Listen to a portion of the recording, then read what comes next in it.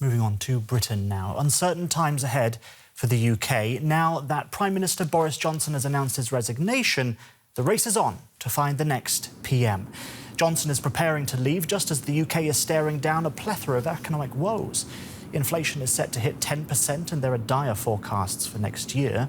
Several Conservative Party members of Parliament are already having their eyes on 10 Downing Street, including former Finance Minister Rishi Sunak and his replacement Nadim Zahawi.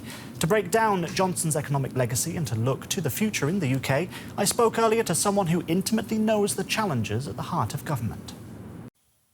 Alastair Campbell is a former advisor to Prime Minister Tony Blair and one of Boris Johnson's fiercest critics.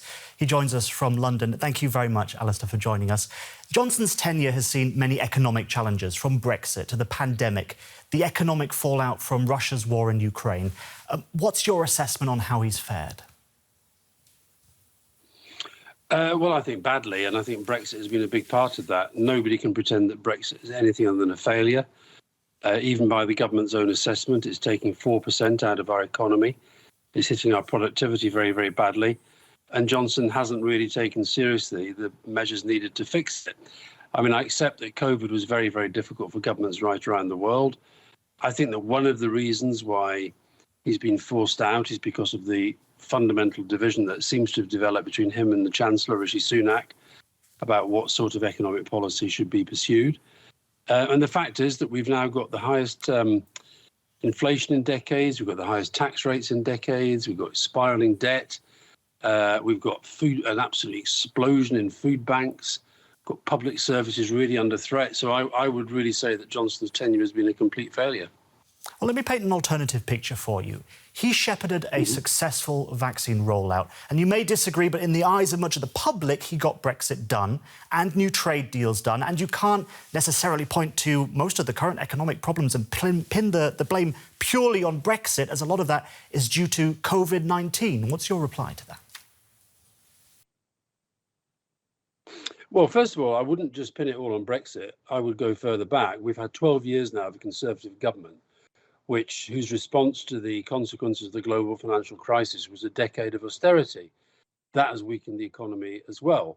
And likewise, I accept that COVID was very difficult for every single government, but I think it is very difficult to divorce our current economic difficulties from the reality of Brexit and from Johnson's populism and his belief that all he had to do to make Brexit a success was to say that it was going to be a success. And when you say he's got Brexit done, it's true that he's legislated and we've left the European Union, but there are so many loose ends still to be tied up. There's the crisis of the peace process in Northern Ireland. There are the trading arrangements with the European Union. And the trade deals that thus far have been struck have been so tiny as to barely make a pinprick into the economic damage that's already been done.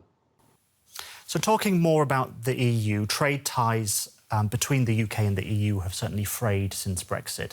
And the sad thing is for you as a Remainer is that even the opposition in the UK doesn't want to campaign to re-enter neither the EU nor even the single market nor the customs union. So regardless of which party is in government, the UK is staying out. So it would seem like Remainers like yourself have simply lost the political argument. Well, I certainly accept that the mood in the country we're still a very divided country. But it's not that long ago that we had over 1 million people out on the streets campaigning for a people's vote, a referendum on the outcome of the Brexit negotiations. And I accept that campaign has faded away.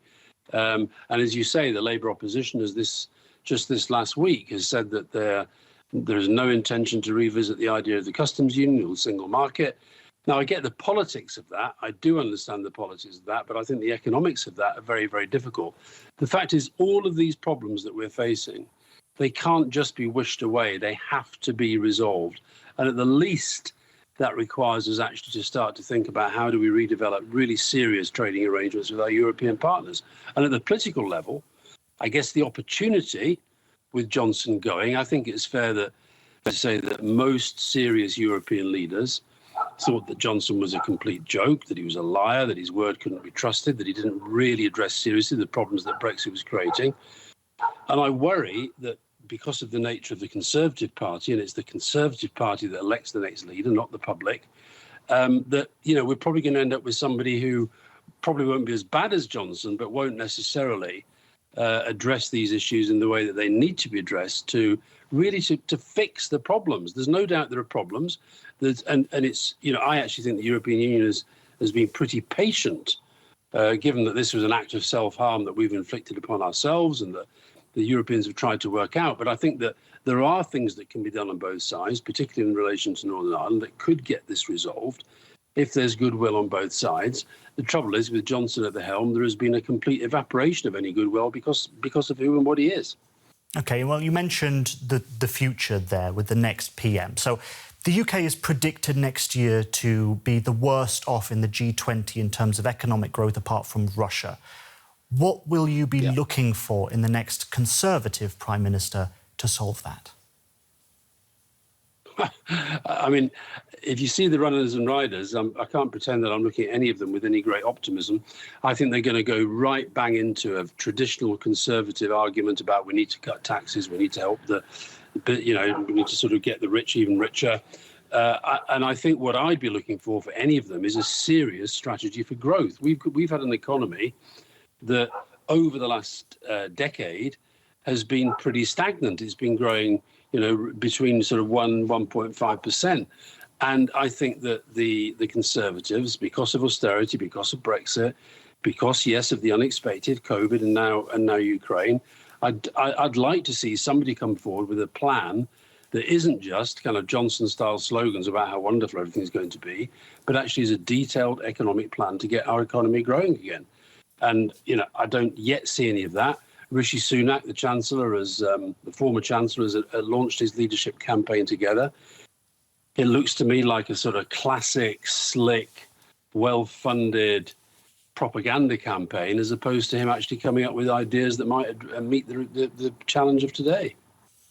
Well, you never know. There is still time. One of them may impress you. I don't know how likely you think that is. But the in tray of the next Prime Minister is certainly already going to be stuffed full of serious economic challenges. Alastair Campbell, thank you so much for taking the time to speak with us today. Thank you very much indeed. All the best.